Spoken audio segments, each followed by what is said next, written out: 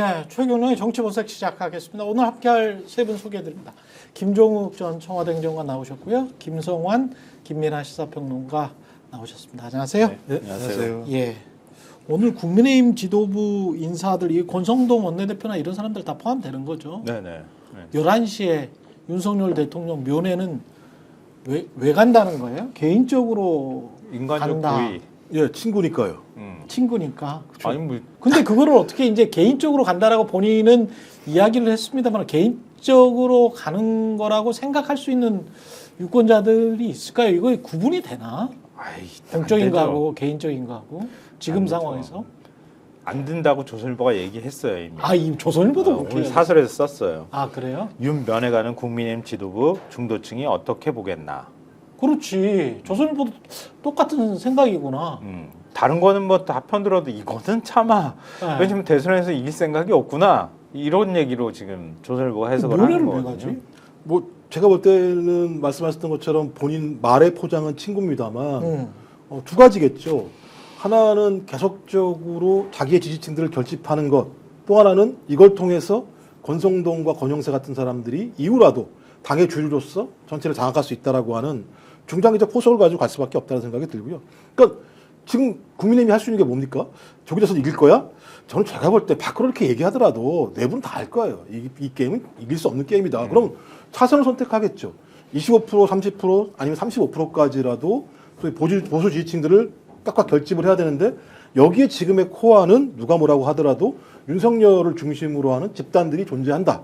여기를 버리고 갈 수는 없다라는 게 있을 거고 또 하나는 윤석열을 계속 볼모로 잘 잡아놔야 소위 시선이 내란 범죄에 대한 증거들을 확인하는 것이 아니라 여야 간에 뭐 진보 대 보수 아니 윤석열 대 이재명의 싸움으로 가게 되면 그 시간 동안 본인이 시간을 벌 수 있고 증거 인멸도 되죠.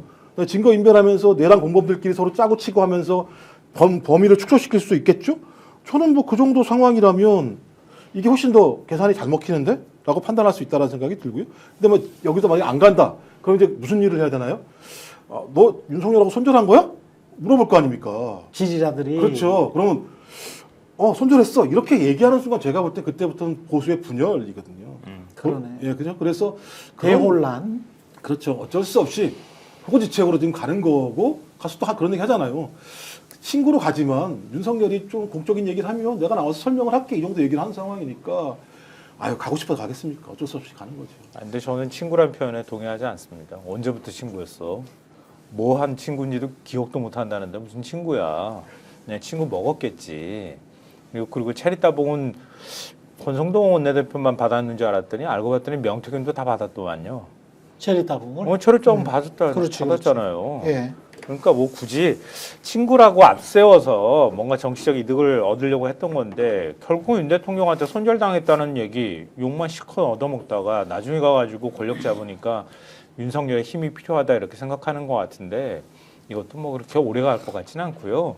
미국 같은 경우에는 트럼프 대통령 낙선하고 난 다음에 다시 되돌아와서 대통령도 되는 건데 윤석열 대통령은 대한민국 헌법상 다시 돌아올 수 있어요? 못 돌아오잖아요. 계속 감옥에 있을 확률이 높죠. 예. 뭐 언젠가는 뭐 나온다고 하더라도 내가 또 꼭 투사해요. 그러고 돌아다닌다 하더라도 황교안 전 대표 정도 꼴밖에 더 나겠어요? 그러네. 그렇잖아요.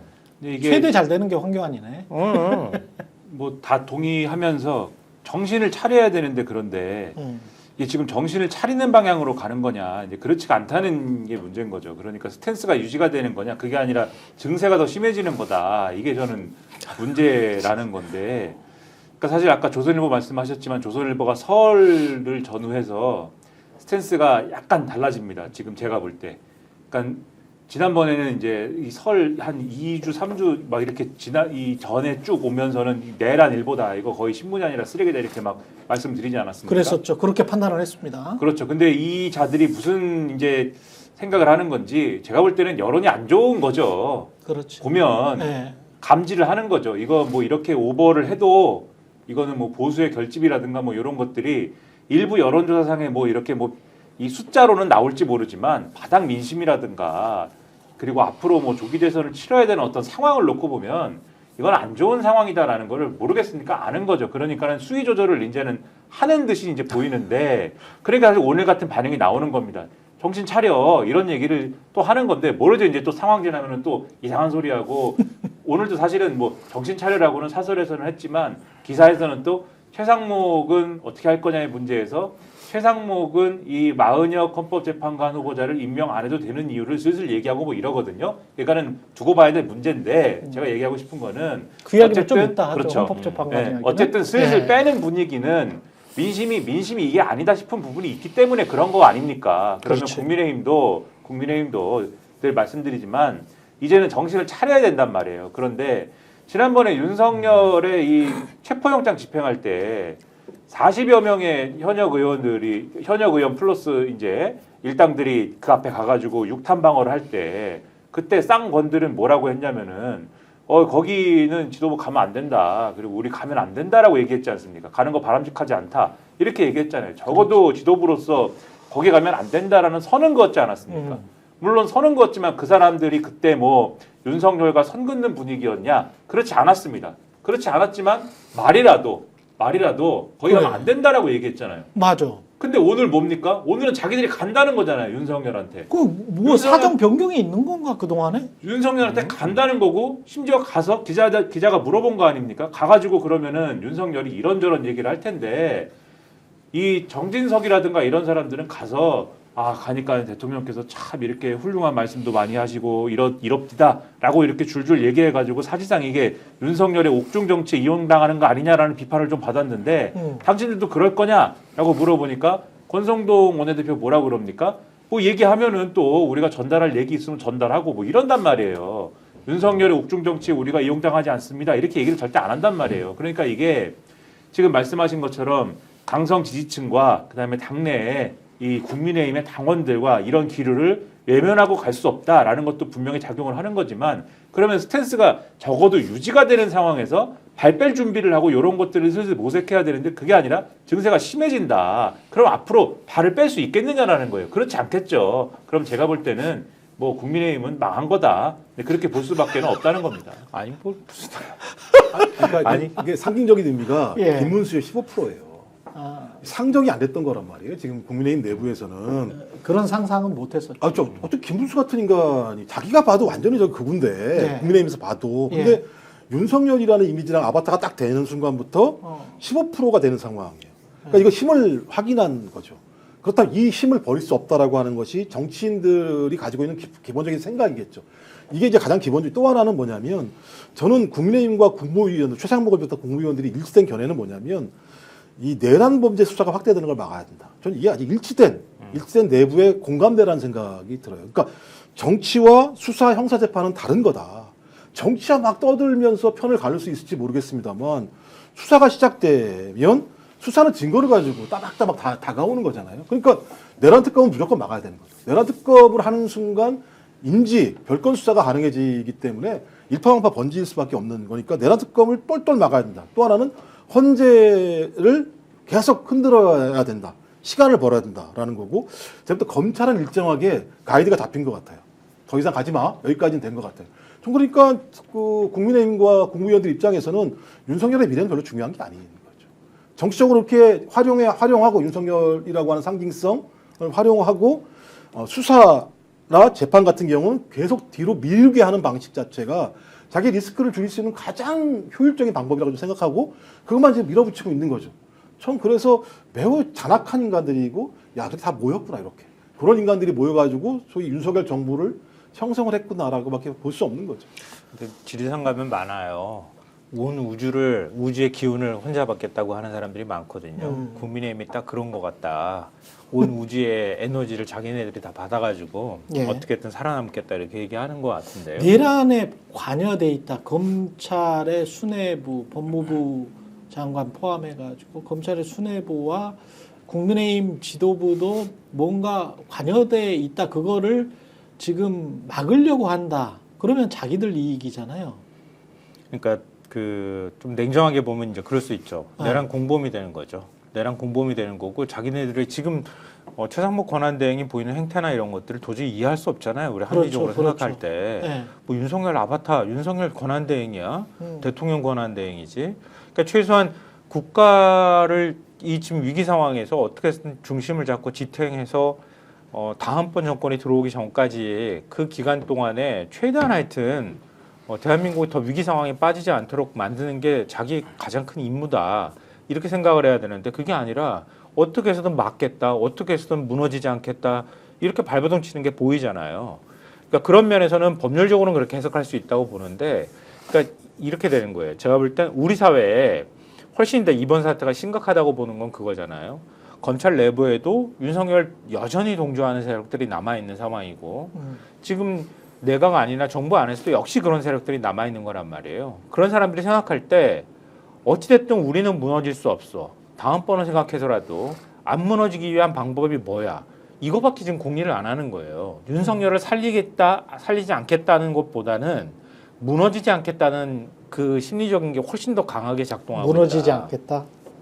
그러니까 우리 사회 곳곳에 그런 사람들이 지금 일거에 튀어나오는 현상이 지지율로 겉으로 숫자로 드러나는 거라고 좀 보는 거거든요. 그러니까 훨씬 이번 사태는 더 심각하다. 그러니까 만약에 다음 정권이 들어선다 하더라도 이런 경향과 에너지를 계속 갖고 간다고 하면은 대한민국 계속 시끄러워질 가능성이 높다. 이걸 지금 보여주고 있는 거라고 생각해요. 그렇기는 할 것 그러니까 그걸 어떻게 일거에 다 뿌리 뽑겠어. 그러니까 이 뿌리 뽑을 수 있다고 하는 망상, 환각에 그러니까 착각에 시달린 게 윤석열이란 말이에요. 대한민국에 나한테 반대되는 누군가는 다 뿌리 뽑고 척결시키고 그렇지. 감옥에다 놓고 벙커에다 집어넣어 버려야지 대한민국이 깨끗해질 거라고 하는 착각에 빠져 있었던 거란 말이에요. 근데 지금 그런 사람들이 윤석열하고 비슷한 마인드를 갖고 있는 사람이 우리 사회에 굉장히 많다는 거를 그리고 굉장히 목소리를 내고 있고. 네, 이걸 아주 그 극명하게 우리가 지켜보고 있는 거라고 생각해요. 그 옆에서 국민의힘은 방주하거나 비슷한 목소리를 내면서도 담장이를 아슬아슬하게 걸어가다가 그쪽으로 쑥 빠져 있는 것 같은 그런 느낌도 들고요. 그러니까 윤상현이나 뭐 이런 사람들은 확실한 것 같고. 제 생각에는 이제 윤석열이 재물화되고 있다고 생각하는 거예요. 재물. 그러니까 김건희의 재물, 희생, 국민의힘의 재물, 국무위원회 재물, 검찰의 재물. 그러니까 누군가는 하나 이 부분과 관련해서 책임을 져야 돼요. 근데 이게 윤석열 혼자 한 게 아니잖아요. 시간이 지나면 지날수록 예를 들면 본인이 혼자 한 거라면 야, 너 왜 그런 걸 혼자 했어, 이 미친놈아 라고 얘기하면서 떨궈내면 되는 겁니다만 예. 이 과정을 보게 되면 다 폭넓게 지금 포진되어 있는 사람들이 있단 말이에요. 그래서 하나씩 증거가 걸리기 시작하면 본인이 거기 범죄에 가담한 사람이 되는 상황이기 때문에 그렇지 않게 하기 위해서는 윤석열을 제물로 바쳐야 되는 상황이 지금 벌어지고 있는 거고 네. 그 제물을 바치는 과정들을 다 지금 제사 지내고 있는 거예요. 앉아가지고 싹 다 제사를 지내고 있는 거고 윤석열 혼자 모르고 헌재에 가서 씩 웃고 앉아 있는 거죠. 본인이 살아날 수가 없잖아요. 이 상황에서. 업무 복귀. 여기를 살려내는 순간 예. 다 죽어요. 제가 볼 땐. 국민의힘 내버려 두겠습니까? 제가 볼 때 아무도 안 내버려 둘 거예요. 자기들의 내란 세력만 일부만 남아서 완벽하게 독재적 통치를 하겠죠. 좀 그런 측면에서 본인도 모르는 사이에 지금 재단 위에 있는 재물이 되고 있는데 본인은 잘 모르고 있다. 나머지는 이걸 활용하면서 향 피우고 있고 이런 상황이라고 좀 보이는 거죠. 김다운님이라는 분이 조기 대선 없어요. 윤통 업무 복귀합니다. 착각은 스픽스. 뭐 이렇게 말씀을 하셨네요. 뭐 그렇게 있을 수 있죠. 생각하시는 분들이 있을 수 있겠죠. 이런 분들 그러니까 그럼 있구나 실제로. 정말 큰 깨달음을 주신 것 같습니다. 참고하겠습니다. 이번 우주가 윤석열을 중심으로 해서 돌아갈 수 있으니까 이제 그럴 수 있다고 보는데 예. 대한민국 국민들이 그렇게까지 무지몽매하지 않다. 이걸 우리가 확인하고 있잖아요. 그러니까 헌법재판관들도 그럴 것 같지는 않은데. 그럴 것 같지는 않은데. 그 누구죠? 그 한국사 강사하시는 분. 전한길. 전한길 씨. 만약에 이제 이런 생각을 가지고 있는 거 아니에요. 그래서 탄핵이 인용이 되면 국민들이 헌재를 휩쓸 것이다. 그렇게 하면서 막 선동을 하고 다닌다던데 그 준비된 영상 같은 게 있습니까?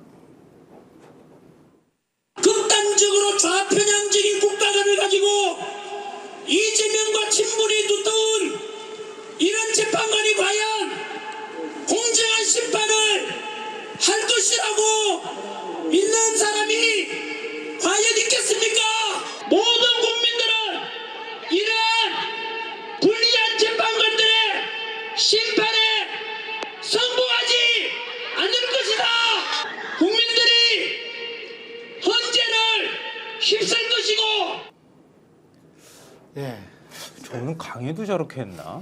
저는 안 들어봐가지고 잘 모르겠는데. 저런 식으로 하더라고요. 강의도 되게 저렇게 해요? 열정적으로 막 이렇게 예를 들어. 아. 그러니까 이제 팬들이 있는 거죠. 그러니까 한국 저 사람에서 사람이 옛날에 유명했던 사람이에요. 매우 성공했던 그렇다고 강사가 하더라고요. 계세요. 그래요? 네. 우린 9세대라 가지고 몰라. 아, 9세대니까 이제 저 사람한테 배운 적이 없으니까. 뭐 공무원 시험 볼 때도 많이 뭐 아, 저 사람이 공무원도 역사, 예, 역사 역사 뭐 강의 이렇게 하는 해야 거예요? 되니까 어. 강의 많이 했다더라고요. 김민환 평론가 혹시 알아요? 공부라는 걸 안 해서 모르죠. 그러니까 이제 수십억씩 돈을 나쁜 버는 짓만 사람이니까요. 아니 그게 아니고 이거 하려면 뭐 인강 이런 거 들어야 되는데 인강이라도 이런 거에 들어본 적은 없어요 이런 사람한테.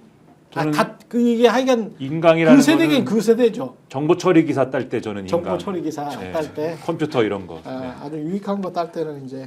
아니 뭐 역사 지식은 뭐 전환기 저 사람한테 결코 밀리지 않을 거라고 뭐 생각하는데. 저도 그렇게 역사를 생각을 모릅니다, 하는데 저는. 네. 전한길 씨는 이렇게 주장을 했고 근데 전한길 씨가 이렇게 주장하는 거가 뭐 그 사람의 생각이니까 그렇다고 치고 근데 이제 같은 비슷한 무대에서 박수영 국민의힘 의원 이 사람 부산에서 국회의원 하는 사람이죠. 국회의원 지금이죠. 현역 국회의원이죠. 저 무도한 종북좌파 세력들 처단 좀 하십시다라고 말씀을 윤석열 대통령에게 드렸습니다. 본인이 지금 제2의 6.25가 벌어지고 있다고 생각하는데 어제 이게 이제 집권 여당 국회의원이 이렇게 이야기를 했네요. 이건 내란 벌인 윤석열이랑 아주 비슷한 생각인데 폭동과 소요를 선동하고 있는 거죠. 박수영은? 박수영이요. 근데 현역 국회의원이 이러고 있는 거잖아요. 현역 국회의원. 그러니까 저는 기본적으로 대단하네. 그 박수영이라는 사람은 헌법에 손을 놓고 약속을 한 사람이잖아요. 국회의원으로서. 그렇죠. 그 헌법적 가치에 따라서 양심에 따라 국회의원직을 수행하겠다라고 약속을 한 사람이고 전환기는 한국사를 강의한 사람 아니에요? 한국사가 뭡니까? 지금 현대사에서 87년도 헌법체제라고 하는 것이 우리 사회를 규율하는 가장 강력한 가치와 규범이지 않습니까? 근데 거기에 의하면 삼권 분립이 돼 있고 사법 권력은 우리가 인정할 수밖에 없는 것으로 돼 있어요. 근데 자기 스스로 하는 얘기가 뭐냐면 자 헌법재판관들이 결정하면 따르지 맙시다라고 얘기하고 있어요. 헌법체제를 부정하세요라고 얘기하고 있는 거예요. 자기 입으로 그러니까 양도부육이에요 지금 하는 짓거리가. 자기 입으로 강의할 때는 아마 한국사를 강의할 때 이렇게 강의 못했을 거요. 이렇게 강의하면 인강은 안 됐지. 많은 사람들이 너 뭔 소리야. 네 말대로 얘기하면 난 시험에서 합격을 못해. 점수를 못 받아. 그렇지. 이렇게 할 수밖에 없는 상황인데. 정답이 아닌 이야기를 지금 예, 그리고 하고 있잖아. 자기가 이제 그러잖아. 나 이제 강사 그만둬. 나 돈 벌 만큼 벌었어. 이제 나의 길을 갈 거야라고 본색을 드러내는 거죠.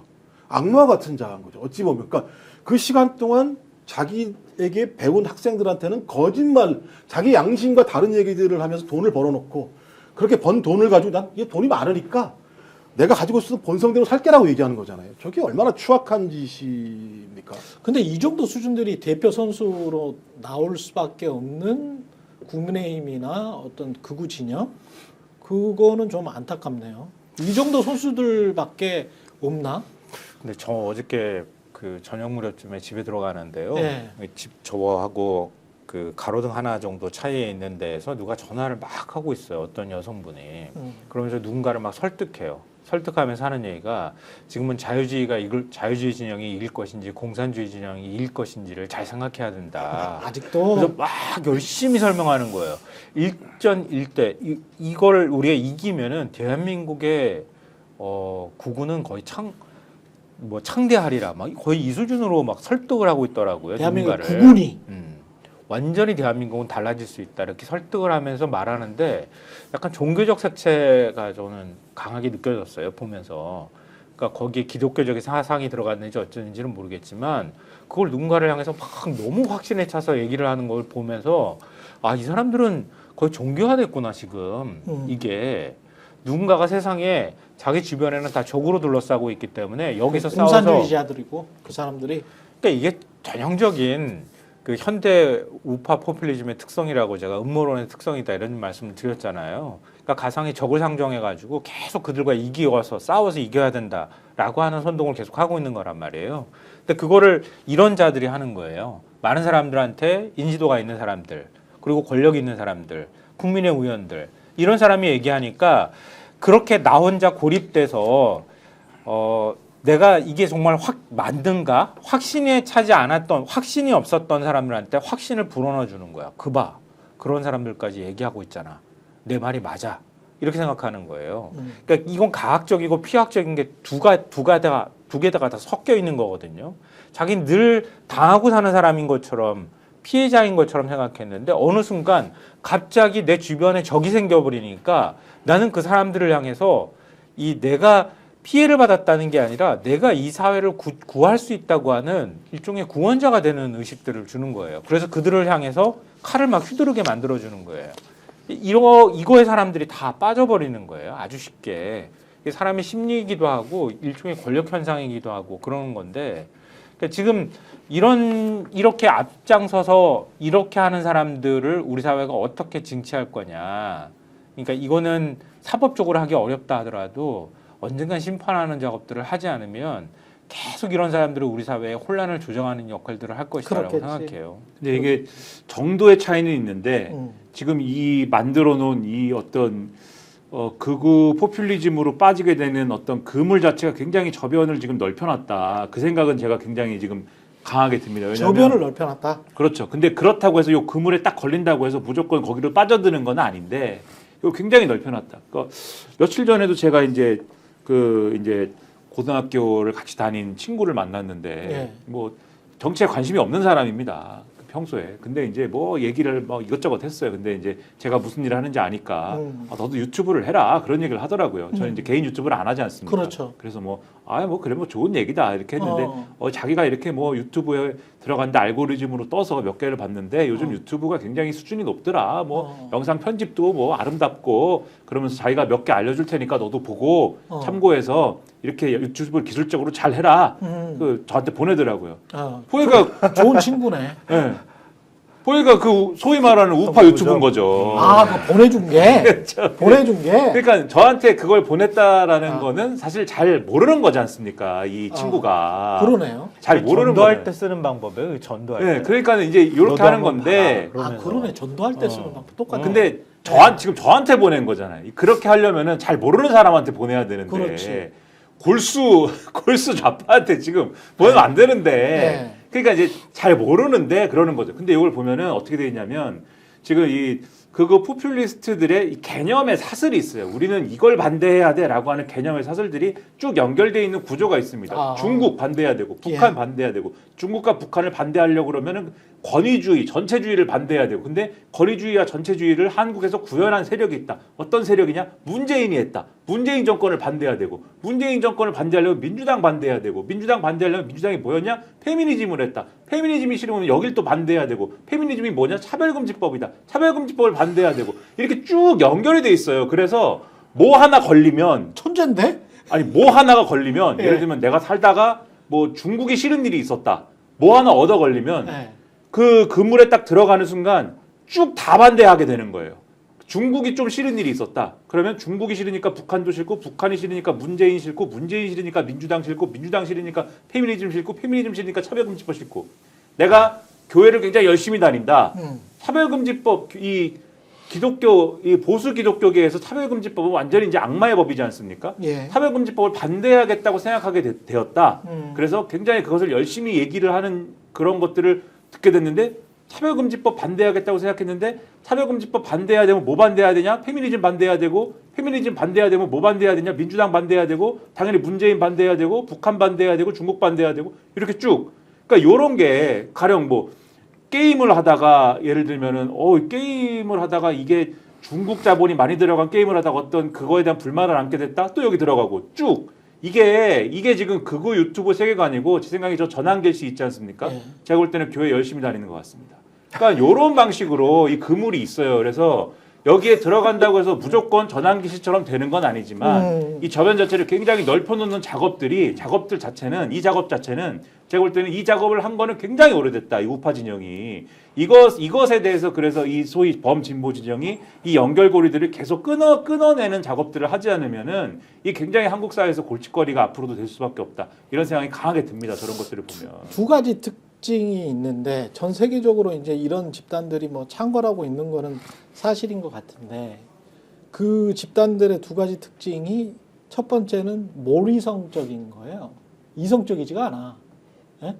합리적이지 않은 거죠. 지금 다 이제 끊어서 생각하고 그 다음에 나눠서 분류해서 생각을 해보면 서로 간에 이제 연관이 잘 안 되잖아요. 연관이 잘 안 되는데. 중국하고 페미니즘이 무슨 상관이 있습니까? 그렇지. 뭐 그들 사교관에서 가능하지도 아. 할 수도 있지 않을까? 근데 이제 네. 그리고 이제 두 번째 또 나타나는 양태가 이건 최근 들어서 나타나서 저는 상당히 우려스러운데 훨씬 폭력적이에요. 10년 전보다.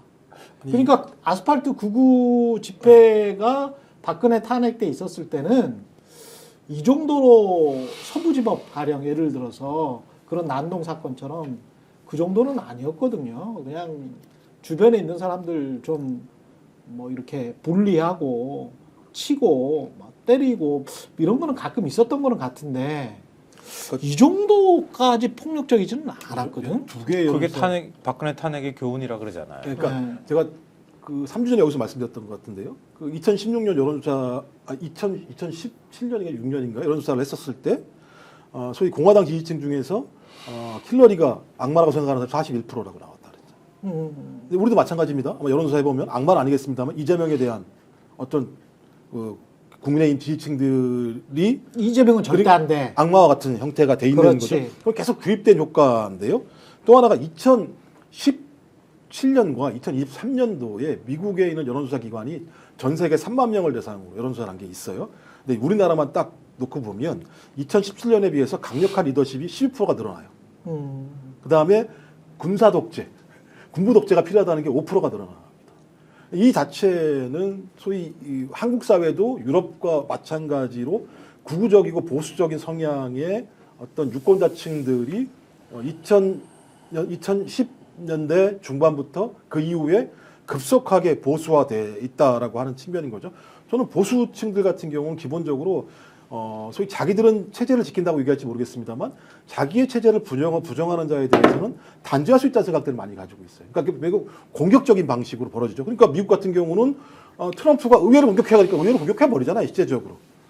그리고 그 의회 공격들이 문제가 있다고 얘기했던 공화당에 있는 의원들 같은 경우는 트럼프가 다 잘라버립니다. 그러니까 지금 완전히 균질화돼 있어요.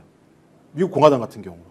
여기도 마찬가지 상황들이 전 세계적인 현상이라고 볼 수밖에 없는 측면이 그러니까 이게 굉장히 이제 체제 파괴적이란 말이죠. 근데 보수라는 거는 체제를 온전하는 집단이잖아요. 여하튼 간에 입법, 사법, 행정을 그대로 가져가면서 대한민국의 헌정 질서를 유지시키려고 했던 게 보수 집단의 원래 의미고 그리고 원래 그렇게 이제 행동을 해왔거든. 그러니까 이회창을 보시면 딱 떠오를 거예요. 그러니까 이게 지금 뭔가 한국의 보수 집단이 이상하게 돼버렸다. 이게 보수도 아니고 이상한 집단이 된다는 게 자꾸 헌법재판관들을 공격하고 헌법재판소 자체를 무력화시키려고 하잖아요. 그리고 국회도 마찬가지입니다. 제가 어디 마포에서 만두를 먹는데 국회의원들 다 싹 잘려버렸으면 좋겠어. 다 없애버렸으면 좋겠어. 이게 윤석열의 생각이거든. 근데 그거를 민주당만 이 말은 못하니까 민주당 국회의원들 180명만 다 죽여버렸으면 좋겠다. 요 말은 못하니까 국회를 없애버렸으면 좋겠다. 요렇게 이야기를 하거든요. 그러면 나름의 이제 본인이 논리가 있는 것 같잖아. 논리가 있는 것 같아. 국회는 야, 이 일도 못하고 그러니까 없애버렸으면 좋겠다. 그리고 아까 말한 것처럼 강력한 지도자가 나와가지고 박정희 같은 강력한 지도자가 나와가지고 그거 뭐 군소리 안 하고 그냥 탁탁 일 좀 시켰으면 좋겠다. 토론하지 말고 토론하지 야당 딴지 말고. 걸지 말고 이런 거죠 지금. 그거거든요, 지금. 그러면서 이제 자꾸 논리는 어디다 갖다가 쓰는 거고, 그 다음에 거기에 방어막은 그 정도로 국회 해산하자는 게 그 논리 아니에요. 그러니까 사실은. 지금 그 아까 박성 의원 얘기도 했지만 제2의 6.25다 이런 표현을 쓰잖아요. 그렇지. 지금 보수가 생각할 때는 그냥 이게 내란 사태고 내란 사태 이후에 우리 사회가 정리해가는 작업들이라고 생각하는 게 아니라 일종의 내란 사태를 내전이라고 보는 거예요. 그러니까 내전이라고 내란이 아니라 내전이라고 보기 시작하는 순간, 그러니까 내가 싸워야 할 상대가 있는 거잖아요. 그렇지. 그러니까 방금 전에 말씀하셨던 것처럼 국회의원 싹 없애버렸으면 좋겠어. 이 얘기는 뭐냐면 자기 토대가 굉장히 취약한 거예요 지금. 왜냐하면 사회 불만이 굉장히 많아. 경제적으로도 불만이 많고 어쨌든 사회적으로도 자기가 제대로 평가받지 못하고 이러는 상황이란 말이에요. 그런 굉장히 이렇게 허약한 체제, 허약한 상황 위에 올라 있는 사람이 사회에 대해서 내가 왜 이런 상황에 처했는지를 이해할 수가 없었어. 근데 국회의원 하는 꼬라지 보니까 아, 저들 때문에 내가 이러는 거야. 일거에 자기 모든 고민과 이런 것들을 한꺼번에 싹 해결해 주잖아요. 그러니까 저거를 없애버리면은 결국은 내가 이런 상황에 처해 있을 때 저들하고 싸워서 이기게만 하면 그 다음은 나는 굉장히 완전히 다른 삶을 살 수 있을 거야라고 하는 뭐 일종의 종교하고 비슷한 건데요. 그렇지. 그런 논리를 부여해 주는 거예요. 우리가 파시즘이나 나치즘이 한창 창궐할 때 그런 거 하잖아요. 1차 세계대전에서 졌어요. 지고 난 다음에 왜 졌지? 왜 이런 상황이 벌어졌지에 대해서 해석을 못한 거예요. 그러니까 자기들이 만든 일인데도 불구하고. 그러니까 기존 질서를 다 부정하는 일들이 벌어진단 말이에요. 거기에다가 인플레이션이나 이런 것 때문에 거의 뭐 사람들이 다 살기가 너무 힘든 상황까지 와버렸어요. 그러니까 이런 비유를 쓴단 말이에요. 독일이 1차 세계대전 끝나고 난 다음에 슈퍼 인플레이션에 시달렸을 때 유리창 한 장을 당시에 깨면 이전에는 집 한 채 살 수 있는 가격을 물어줘야 되는 상황이 왔다는 거예요. 그러니까 그런 정도로 사회가 굉장히 허약해져 있는 상황에서 히틀러나 이런 인간이 딱 등장해가지고 당신은 이렇게 돼서 그런 거야. 저기 너의 적은 여기에 있는 게 아니라 저기 스탈린한테 가 있는 거야. 또는 뭐 유태인들한테 가 있는 거야. 유태인한테 가 있는 거야. 유태인이 사회적 소수자한테. 유태인이 유럽 사회의 기득권이 돼가지고 너희들을 옥죄고 있어. 그리고 그러니까 기득권인 유태인들을 다 너무 죽여야 비슷한 돼. 거예요. 지금 극우라고 우리가 평가하는 게 아까 그 보수라고 하는 개념에서 완전히 일탈해 버린 거잖아요. 그렇죠. 그렇게 얘기하는 게 그 히틀러도 똑같이 그랬어. 처음에 수용소에 가뒀던 사람들은 나 스탈린주의자라든가 아니면은 성소수자라든가 장애인이라든가 이런 사람들 갖다 가뒀어요. 가두다 그거 가지고 안 되니까 유대인까지 다 갖다 가둬버린 거란 말이에요. 그러다가 거기에서 굶겨 죽이고 병들어 죽이고 가스실에 넣어서 죽이고 이런 일들을 벌이는 거하고 큰 차이가 없는 뭔가의 움직임이 일어나고 있는 거다. 그들한테. 이게 훨씬 심각하다고 보는 게 바로 그런 지점이라고 생각해요.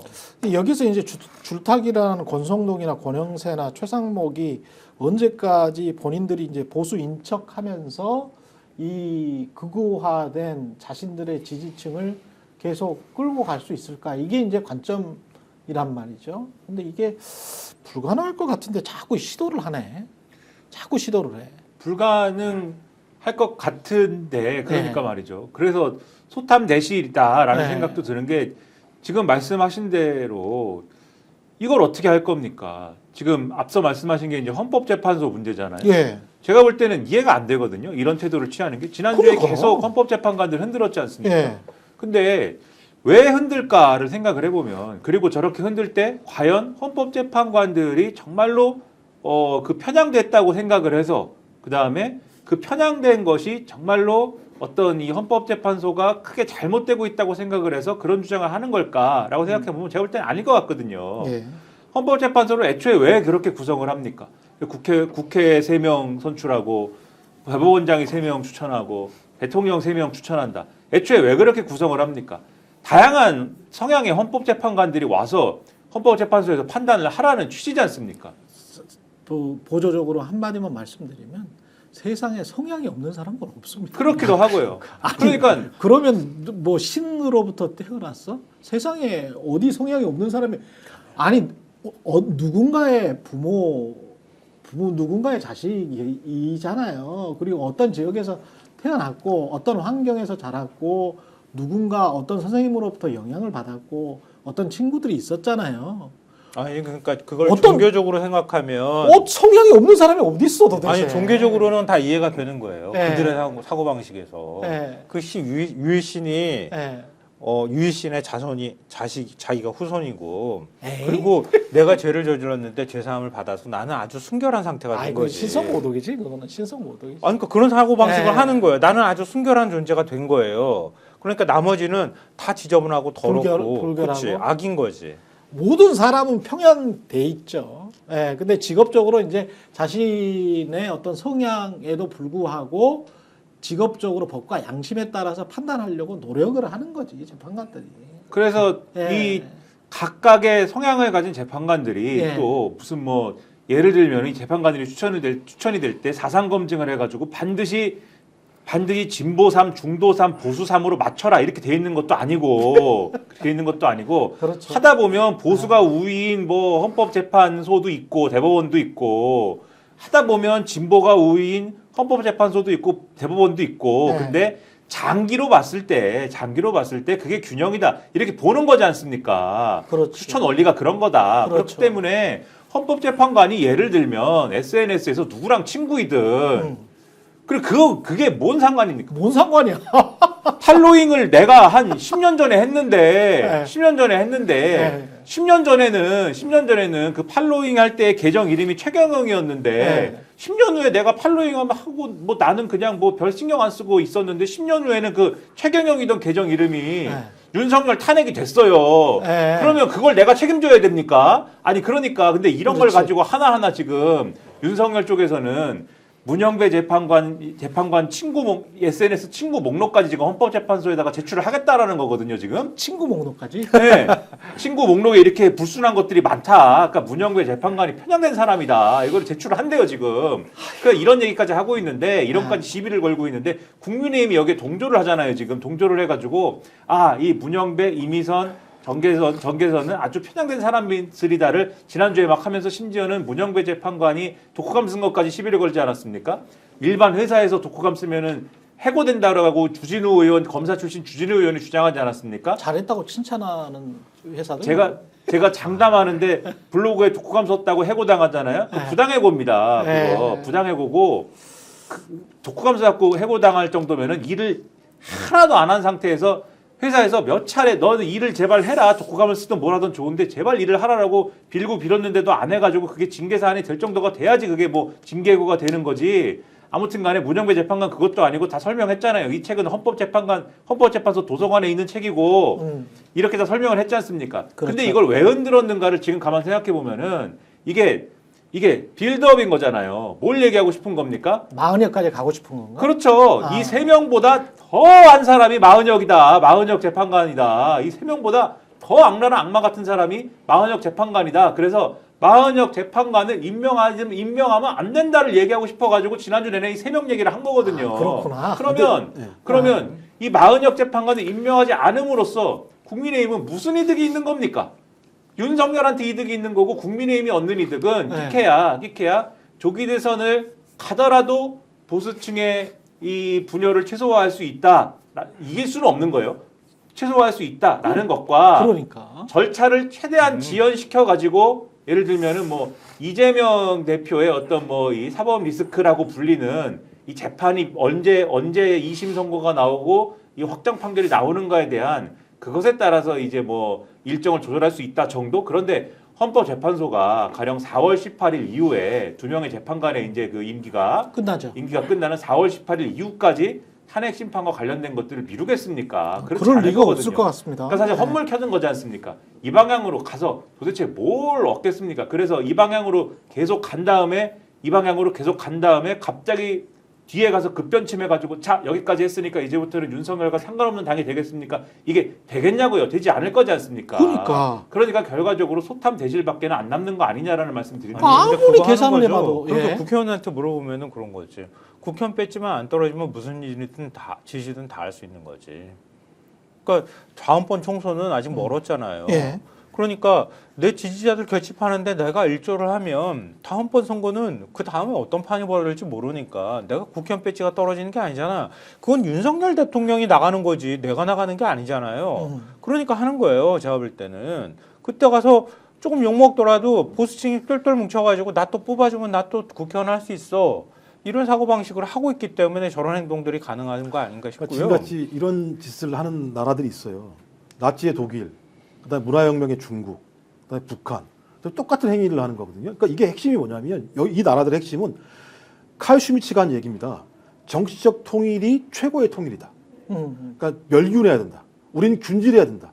균질할 수 있는 가장 좋은 방법은 정치적 통일이다. 정치적 생각이 나랑 다르면 너는 죽일 놈이야. 적이야. 이 가치거든요. 그러니까 인민재판이 벌어지는 거예요. 그래서 탈탈 털어요. 10년, 20년. 너 예전에 그거 했었잖아라고. 중국 인민재판이 그런 거잖아요. 탈탈 털어서 온몸에 있는 모든 균들을 다 빼고 소위 예를 들면 문화혁명의 가치 하나, 나치의 가치 하나, 북한은 예를 들면 주체사상의 가치 하나 이런 가치로 살아가자라고 지금도 마찬가지잖아요. 헌법재판소로 이렇게 탁탁 쳐놓은 거는 그런 내용들이거든요. 근데 제가 볼 때는 헌법재판소 같은 경우도 지금까지 잘하고 있습니다만 오늘 갑자기 기사 나오는 게 뭐냐면 오늘 안 할 수 있다는 얘기가 나와요. 그 최상목이 아니요. 오늘 결정을 오늘 결정을 마흔역 안 한다고? 이게 그 기사가 좀 나오더라고요. 아 그래요? 그러니까 제가 볼 때 이제 이게 두 가지 효과겠죠. 하나는 뭐냐면 내부 헌법재판소에 있는 재판관 중에 한 명이 이 문제와 관련해서 뭔가 문제 제기를 했나? 이럴 수 있겠죠. 이런 아니, 네. 근데 지금 속보가 나왔는데요. 예. 헌법재판소에서 최상목 권한대행이 헌법소원을 헌법재판소에서 인용할 때 예. 안 따르면 헌법과 법률 위반이다. 라는 말을 했어요. 헌법재판소에서. 그럼 다 정리가 된 거네요. 그러면 예, 그 만약에 기사가 그러면은 나왔을 때는. 네. 이렇게 헌법재판소에서 밝혔다는 얘기는 임명을 하겠다는 그렇지 안 한다. 그렇지. 안 한다. 그러면 최상목이 안 한다. 네. 그럼 민주당에서 바로 탄핵 소추로 수 있는 들어갈 거죠. 수 예. 있다는 거예요. 그렇다면 다행인 거죠. 근데 뭐 기사가 떠서, 그러니까 계속 이런 효과를 바라는 거겠죠. 국민의힘 쪽에서 막 공격을 해야 되는 건 주춤주춤 머뭇머뭇 시간을 뒤로 끌기를 바라는 공격들을 계속 하는 건데 예. 다른 데는 계속 주춤주춤 했었거든요. 근데 헌재만 유독 주춤거리지 않고 지금 앞으로 쭉 갔던 측면이 그렇죠. 있는 거예요. 그러니까 네. 따지고 보면 우리나라의 지금 사법적인 질서를 누가 지키고 있느냐? 헌재가 지금 지켜주고 있는 거나 마찬가지라는 그렇습니다. 생각이 들어요. 다른 데 네. 같은 경우는 여러 가지 정책 고려를 하는 상황이거든요. 전 그래서 다행이긴 한데 모르겠어요. 이게 왜냐하면 아니, 한 발 한 발이 얘를 위태위태하기 때문에 아니 왜냐면 헌법재판소를 그렇게 하라고 만들어 놓은 거예요. 그렇지. 그게 헌법 질서인 거예요. 그렇지. 헌법적 판단을 하라는 거야. 이런 내란 사태가 발생했을 때 헌법재판소가 그걸 판단해 줘라고 하는 거예요. 헌법을 수호해 줘. 위헌 심판도 헌법재판소가 해. 국가기관 간에 권한쟁의가 생겼을 때 헌법재판소가 결정해. 그러니까 헌법재판소에 다른 거 흔들리지 말고 이것만 해. 라고 둔 것이란 말이에요. 근데 헌법재판소가 그걸 안 해. 그럼 다 그만둬야지. 아니 헌법재판소 없애버려야지 사실은. 근데 헌정 질서가 그렇게 되어 있기 때문에 헌법재판소는 그 헌정 질서를 가지고 밀고 나갈 수밖에 없는 기관인 거고 사법부는 이 사람을 감옥에 가둘 건가 말 건가를 결정하는 기관이잖아요. 그렇죠. 뭐 쉽게 얘기하면은 그러니까 거기에는 굉장히 많은 법률적 검토라든가 증거에 대한 판단이라든가 이런 것들이 들어갈 수밖에 없단 말이에요. 그 행위 자체가 굉장히 지난하고 긴 시간을 가질 수밖에 없는 거라고요. 그렇죠. 또 3심제를 두고 있는 것이기 때문에. 그러니까 완전히 개념이 다른 걸 가지고 그냥 헌법재판소를 끌어들여서 헌법재판소마저 부정하는 이런 일들이 벌어지고 있는 거니까 거꾸로 말하면 윤석열이 일으킨 내란에 제2내란 계속 하겠다고 하는 의도나 다름이 없다 이렇게 보이고요. 아까 주진우 의원 얘기도 했지만 이해를 검사 출신이잖아요. 윤석열 옆에 있었잖아요. 법률 비서관을 했잖아요. 대통령실에서. 나와가지고 다 부정해. 그렇지. 이런 것들이 지금 남아가지고 이게 그러니까 뭐 하는 주진우도 그렇고 검찰의 행태도 그렇고 좀 의심스러운 사람들 이상민도 마찬가지입니다만 행안부 장관 그 사람은 이제 수사를 받고 있으니까 수사를 받아야 될 대상들이 뭔가 옹호를 하고 있고 증거를 은폐하려고 하는 또는 뭔가 수사를 지연시키려고 하는 조작질에 지금 가담하고 있는 거 아닌가. 그거를 마치 본인은 아무런 관련이 없는 것처럼 객관적인 상황에서 본인이 이야기하는 것처럼 그러면서 이제 계엄이라 할지 이런 것에 관한 판단은 또 유보를 하고 계속 이런 짓거리를 한단 말이죠. 그러니까 주진이랄지 권성동이랄지 이런 인간들 특히 이제 말 쏙 들어가 버렸습니다만은 추경호는 어디로 사라졌어요? 이제 추경호는 어디로 사라졌냐고. 그래서 특검을 해야 되는 거죠. 네. 이제 헌법재판소 얘기를 조금 마무리를 하면은 헌법재판소 법에 써 있습니다. 권한쟁의 심판이나 헌법소원을 했을 때 이 헌법재판소의 결론은 그 각 단체 또는 기관이 헌법재판소 결론에 기속이 된다라고 써 있습니다. 그러니까 이거를 따르지 않고 무슨 법을 한 번 더 검토해 볼 필요가 있어서 법제처나 법무부한테 내가 물어볼게 라고 하는 논리는 성립할 수 없다. 그렇죠. 근데 다만 최상목 씨는 네. 그런 논리를 달 거예요. 당장 오늘은 안 해도 되잖아. 좀 나중에 할게. 뭐 이렇게 뭐 이렇게 주장을 할 것 같아요. 아주 뺀질거릴 것 같은데 아무튼 이거 헌법재판소 결론에도 불구하고 한 번 더 판단하겠다라는 건 안 된다. 그걸 다시 한번 오늘 헌법재판소가 판단한 것 같고 그 다음에 마은혁 씨가 과연 그렇게 뭐 편향된 인물이냐에 대해서 그러니까 이 헌법재판관이 되지 말아야 될 정도로 주장하는 게 지금 무슨 뭐 판사 시절에 한 판결 뭐 이런 거 가지고 얘기하면 그 판결이 무슨 뭐 판결이 잘못돼가지고 무슨 그 판결 잘못한 것 때문에 무슨 뭐 징계를 받거나 했습니까? 그런 적 없지 않습니까? 그렇죠. 그리고 과거 행적, 예를 들면 뭐 인민노련 출신이다.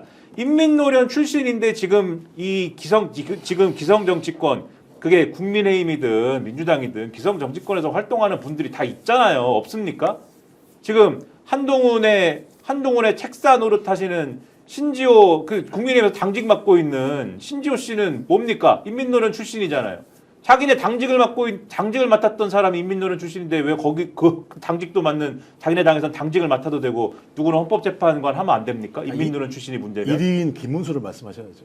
근데 김문수는 선의원이 손으로 거긴 또 선의원이니까 나는 거기도 좌파 아닙니까? 전혀 몰라. 좌파죠. 거기 좌파죠? 아니 거긴 그래서 아니 그러니까 거기는 좌파인데 다른 조직이 있었죠. 아니, 그건 좌파지 않습니까? 어쨌든 제일 죄를 좌파고 사안으로 속죄해줬기 네. 때문에 괜찮아. 그리고 한국노동당 창당 멤버였기 때문에 문제다 이렇게 얘기하는데 한국노동당은 그 당시에 인민노련 했던 사람들 중에서 합법정당을 해야 된다고 주장해서 만든 당입니다. 그 당이 합법정당을 해야 된다고 주장해서 만든 당인데 그때 안기부가 아니야 이거는 비합법정당인 것 같아 그래갖고 잡아간 거예요. 그래서 그때 이 사람들이 재판받을 때 심지어는 인민노련 사람들이 탄원서를 냅니다. 탄원서에 뭐라고 써 있느냐, 우리는 무슨 폭력 혁명 노선 이런 걸 다 버리고 비합 노선 이런 걸 다 버리고 우리는 합법적으로 하려고 그런 거예요라고 탄원서를 냈는데 이게 운동권 내에서는 이 사람들이 배신자다라고 해서 그때 논쟁이 벌어져요.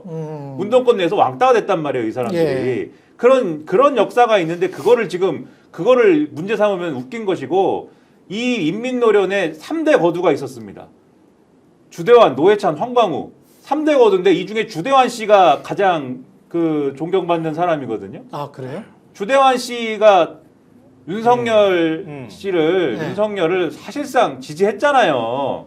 아 그랬었어? 네? 사실상 지지하고 지금 그 하문경 씨 이런 사람들하고 뭐 민주화 운동 동지회 이런 그 사람들이에요? 이런 거 만들어 가지고 지금 그 언저리에 다 있지 않습니까? 그러니까 지금 마은혁 그 헌법재판관 문제를 가지고 무슨 뭐 이게 대단한 무슨 문제인 것처럼 얘기를 할 수가 없는 거고, 그런 무슨 뭐 문제가 있는 사람이 애초에 판사가 되지를 않습니다, 이 나라에서는. 그래서 말도 안 되는 얘기다 이 말씀을 드리고, 그래서 결론적으로 이런 걸 가지고 이렇게 심소봉대하면서 최상목 씨는 헌법재판관 임명도 안 하면서 윤석열의 동조를 하고, 이런 현상은 지금 말씀하신 것처럼 결과적으로는 내란과 관련된 더 이상의 어떤 수사 내지는 어떠한 법적 책임을 지우는 문제, 이런 것들과 관련해가지고 이런 것들에 대한 부담을 덜고자 하는 큰 흐름 속에서 지금 잡히고 있는 게 아니냐. 그래서 거부권도 행사하고, 그래서 거부권도 생트집이지 않습니까? 분명히 최상목의 거부권 행사는 분명히 추천권과 관련된 문제가 핵심이었는데, 추천권과 관련된 문제를 민주당이 양보했더니, 애초에 위원도 아닌 것을 위원이라고 자꾸 하니까 그것을 양보를 했더니 지금은 또 다른 문제를 가지고 애초에 그런 특검의 필요가 없어졌네요. 이제 윤석열이 구속기소가 됐기 때문에 이 논리를 가지고 지금 거부권 행사를 한 거잖아요. 근데 그렇죠. 오늘 동아일보 사설을 보면은 아니다, 이제 밝혀야 될 게 너무 많은데 지금 특검 안 하면 안 된다, 이 태도입니다. 동아일보라는 신문도. 동아일보가 뭐 그렇게 양심적인 신문입니까? 조중동의 동인데 예. 동아일보까지 그렇게 얘기하는데 지금 뭐 하는 겁니까? 그러니까 정신을 차려라, 또 이 말씀 드리는 거죠. 아니, 동결해라고 하니까 뭐 밝혀질 게 근데 진짜 밝혀져야 될 게 너무나 특검이 많아요. 왜 그러냐면 주진우 아까 얘기 나왔는데요. 예. 주진우의 얘기가 중요한 건 저는 김주현과 심우정의 관계라고 생각하는 거예요.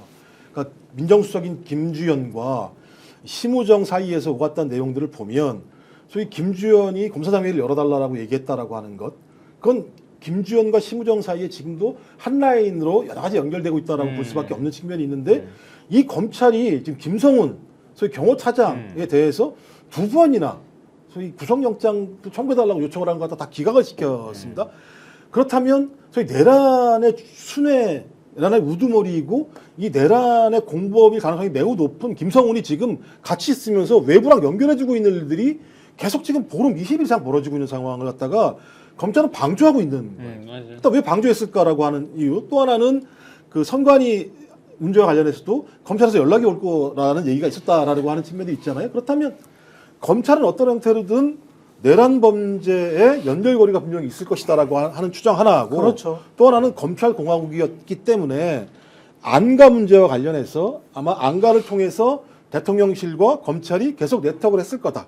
그러니까 지금 비화폰 문제에서 안가에 대한 압수수색을 막고 있는 측면이 있잖아요. 그러니까 이건 2년 근 한 3년 동안에 윤석열 그 검찰공화국의 검찰과 대통령실의 네트워크와 그다음에 내란 진행 과정에서 벌어졌던 소위 검찰의 행태 이 두 가지에 대해서는 절대 수사 대상으로 삼지 않겠다라고 하는 발악이라는 생각이 드는 거거든요. 그러니까 대선 기간 전까지 더 구체적인 사실이 나오는 거를 꺼려하는 것 같아요. 맞아요. 내란 특검을 하면 분명히 굉장히 국민의힘의 타격 또는 관료들 고위 관료들 장관들한테 엄청난 손해가 날 그런 사실들이 밝혀질 가능성이 높거든.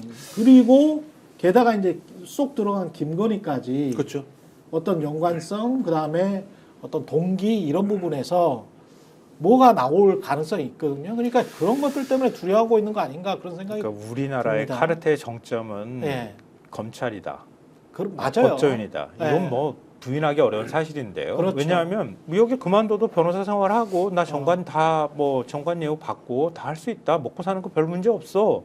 난 그동안에 나를 희생해서 검사를 통해 검사 생활을 하면서 그래도 범죄자들을 잡아들였던 사람이야. 뭐 이런 것들을 기본적으로 깔고 있는 것 같고 거기에 윤석열한테 덕을 봤다. 내가 검찰총장까지 어떻게 올라가겠어? 윤석열이 임명해 줬으니까 내가 올라갔던 거지. 뭐 이런 사고 방식. 그게 얹어져 있으니까 내란 사태 벌어졌고 윤석열이 지휘했다는 거 어쨌든 부인할 수 없는 사실이니까 우린 그래도 윤석열 구속기소로 할 역할 다 했어.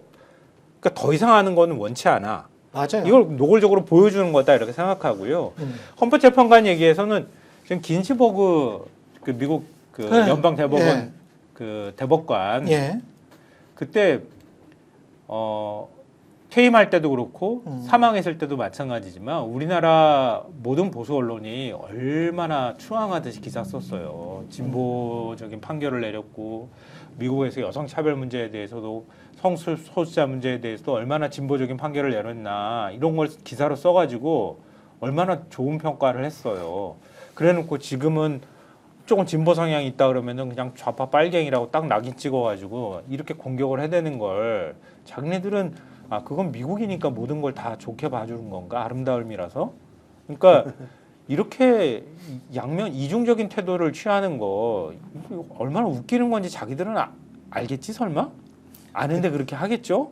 이걸 모른다 그러면은 이 머릿속에 문제가 있는 거지. 이게 마녀 사냥이죠. 그냥 스테레오타입으로 대중들의 고정관념을 이용해서 전쟁이 있었던 한국 전쟁이 있었고 반공주의가 팽배했던 그런 특히 세대들에게 당신들이 그 반대하는 어떤 집단이 사실은 공산주의자들이고 그 공산주의자들이 한국 사회에 암약을 하고 있는데 그런 사상에 물든 인간들이 헌법재판관들 중에도 몇 명이 있으니 그들을 빨리 쫓아내야 한국이 건전한 사회가 된다라고 이야기를 쭉 해온 한 70년 동안 80년 동안 세내용 그거를 가지고 계속 이제 이용을 하려고 하는 건데 제가 그런 얘기에 그치는 거면 그거에 대한 반박하고 이렇게 하면서 밀어내겠는데 거기 아주 저질스러운 계산이 있는 거 아닙니까 지금? 그렇죠. 그걸 해가지고 3명 일단 나쁜 사람 만들고 그다음에 마흔역 임명 안 해도 되는 사람 만들고 이 3명 중에 2명은 퇴임할 것이고 그럼 6인 체제 되는 거 아닙니까 헌법재판소가? 그러네요. 4월 18일이 넘어가면 6인 체제가 되면은 나 권한대행이니까 임명할 권한이 있어. 그렇죠. 대통령 추천 2명 헌법재판관은 나는 임명할 권한이 없어요라고 주장할 겁니다. 최상목이 이제. 나는 그럼 대통령 헌법재판소 정지시켜. 그 6명은 심리는 할 수 있지만은 결론은 못 내. 그리고 6명은 심리도 이제 못 한다고 주장할 겁니다. 왜냐면 이진숙 결론이 났기 때문에. 그러네. 6명은 심리도 못 하고 이제 결론도 못 내. 윤석열 탄핵 심판은 결론이 날 수가 없다. 이 상태를 코마 상태를 만드는 거죠. 대한민국을. 코마 상태. 네. 대한민국의 헌정을 코마 상태로 만들고 권한대행은 계속 가는 겁니다. 그렇게 되는 거예요. 이 계산대로 가면은. 근데 이제 우리 그걸 이제 망상이라고 표현하거든요. 그렇죠. 말도 안 되는 생각이. 그러니까 제가 인용하고 싶지 않은데 예. 정규재 씨가 예. 페이스북에 쓴 글이에요.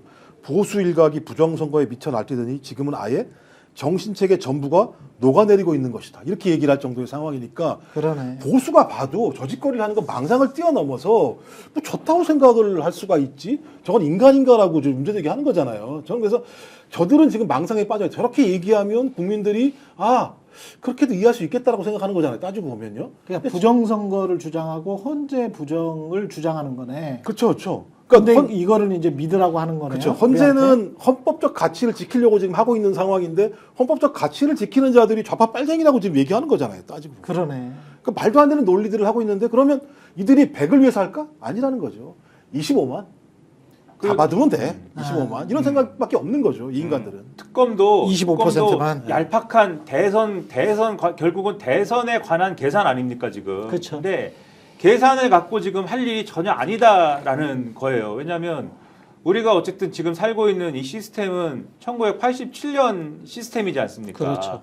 87년 체제잖아요. 근데 윤석열이 하려고 한 일은 87년 체제를 무너뜨리는 거지 않습니까? 87년 체제 이전으로 돌아가려고 한 거잖아요. 이건 아주 지금까지 없었던 시도지 않습니까? 그러면 왜 어떻게 이런 일이 어찌하여 일어났는지에 대해서 이번 기회에 완전히 이 전모를 다 밝히고 이것을 뿌리까지 다 완전히 확인해서 뽑지 않으면은 안 되는 거지 않습니까? 명명백백히 기록을 남기고 진상을 규명하고 책임을 묻지 않으면 안 되는 거잖아요. 대선이고 나발이고 간에 그것을 하지 않으면 안 되는 거지 않습니까? 그러기 위해서라도 특검이 필요한 것이고 그리고 그 특검을 안 하고 지금 예를 들면 재판이니 뭐니를 하게 되면은 윤석열 쪽에서 뭘 계속합니까? 수사권이 어쩌고. 왜냐하면 대통령이 친위 쿠데타를 일으켜가지고 지금 이렇게 하리라는 지금 전제를 놓고 지금 법과제도를 만들지 않은 부분들이 있으니까 윤석열이 지금 그 빈 구멍을 어떻게든 바늘구멍 같은 데를 다 찾아가지고 문제제기를 다 하고 있는 거잖아요 지금. 그런 것들을 계속 얘기를 하면서 공수처가 어쨌고 체포영장이 어쨌고 재판 과정에서 계속 그 얘기를 할 거잖아요. 모든 거에 대해서. 네. 그러면은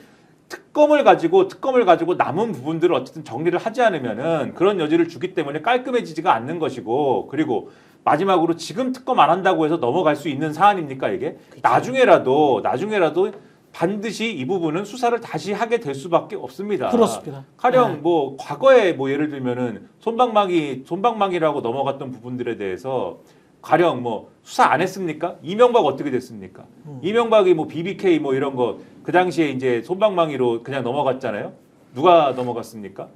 BBK 특검 누가 해가지고 손방망이로 넘어갔죠. 윤석열이 해서 넘어가지 않았습니까? 그렇죠. 그 나중에 다시 문재인 정권에서 수사를 또 해가지고 결국 다 쓰는 누구 겁니까? 그거 어떻게 됐습니까? 결과적으로는 다 하게 돼 있어요. 다 그 쓰는 거였습니다. 시간 낭비를 그냥 해야 되겠습니까? 특검을 해야죠. 5월 전에는 안 하겠다는 거예요. 조기 대선 전에는 안 조기 하겠다는 대선. 거예요. 특검은. 그러니까 모든 절차에 다 흠결을 만드는 거예요. 이들의 전략은 그래야 나중에 부정하기가 쉬워지거든. 그러네. 그러니까 윤석열을 예를 들어서 피의자를 앞에 두고 실제로 윤석열이 어떤 얘기를 하는지를 기록으로 남기게 되면 그게 다 공개될 거라는 걸 아는 거란 말이에요. 예. 그러니까 윤석열은 계속 입 닫고 가만히 있는데 사실 자기도 자기를 잘 모르겠지. 언젠간 또 입 열어야 될 수도 있잖아요. 그렇지. 그러니까 검찰도 그런 의지가 부족한 데다가 수사기관들이 그런 기록들을 남기지 못하게 함으로써 나중에 언젠가는 윤석열은 그거 봐. 그 어떤 것도 제대로 된 수사 받지 않았어 라고 얘기하는 거고요. 헌법재판소도 마찬가지지만 저런 것들이 저런 좌파 빨갱이들이 드글드글한 곳에서 결정을 내렸기 때문에 이거는 원천무효야. 이렇게 주장하려고 하는 알리바이를 지금 하나하나 다 만들고 있는 거다. 근데 말씀하셨던 것처럼 절대 그렇게 둬서는 안 된다. 이들은 나중에 그렇게 될 정권이 겁니다. 예. 정권이 바뀌더라도 이제 됐잖아. 이제 재판하고 있는데 뭘 또 해. 이런 거 그대로 수용하면 절대 안 된다. 그렇지. 예, 거기에 밀리면 안 되고 이건 꼭꼭 진짜 꾹꾹 눌러 쓴 연필을 들고 꾹꾹 눌러 쓰는 글 남겨놓는 것처럼 법적으로 처벌할 반드시 거는 기록으로 처벌하고 다 남겨놔야 한다. 법대로 그냥 하면 돼요. 일단 내일 헌재부터요. 홍장훈, 여인영부터 시작해서 다 입에서 다 튀어나오기 시작할 거예요. 그렇지. 그러면 이런 사실들이 나오기 시작하는 순간 이게 수사가 안 되는 건 나라가 아닌 거기 그럼요. 때문에 저는 네. 형사재판과 헌법의 변론이 같이 가고 있는 상황이기 때문에 정말 저들이 요구하는 방향으로 갈 수 없을 거라고 저는 생각을 합니다. 끝으로 광고 전해드리겠습니다. 인터넷 신규 가입할 때 최대 48만 원, 인터넷 가입과 동시에 현재 쓰고 계신 휴대폰의 통신사만 변경해도 추가 최대 30만 원이고요. 정수기 렌탈 최대 30만 원, 무려 108만 원의 혜택을 3년마다 받으실 수 있습니다. 현금 사은품 혜택 원치 않는다. 55인치 삼성 TV 선택 가능하고요. 1670-2571 상담 받으시거나 네이버에 인터넷 비경 검색하시고 상담 신청해 주시기 바랍니다. 상담할 때 스픽스 또는 최경련의 정치본색 말씀해 주시면 가입할 때 현금 비밀 혜택과 함께 할수록 더 큰 혜택 지인 추천 시 추천할 때마다 최대 4만 원 모바일 상품권을 드립니다. 새 이벤트 혜택 더 드리고 있으니까요. 놓치지 마시기 바랍니다. 여기까지 최경영의 정치본색 하겠습니다. 어떤 분이 저들의 망상을 망상이라고만 하지 말고 대응책을 이야기해 주세요라고 말씀하시는데 정신과 치료를 받게 해준다.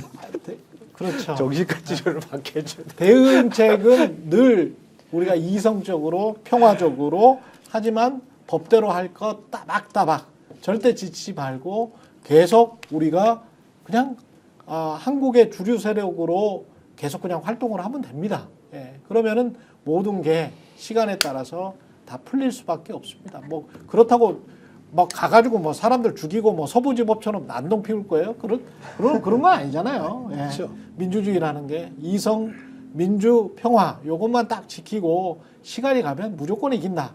예. 그렇게 생각하시면 될 것 같습니다. 얼마나 한국 사회가 많이 발전했습니까? 답답하시겠지만 조금만 기다려 보십시오. 또 한 30년 지나면 또 다른 대한민국이 돼 있을 수 있으니까요. 예, 최경영의 정치본색 김종욱 전 청와대 행정관, 김성환, 김민아 시사평론가였습니다. 고맙습니다. 네. 고맙습니다.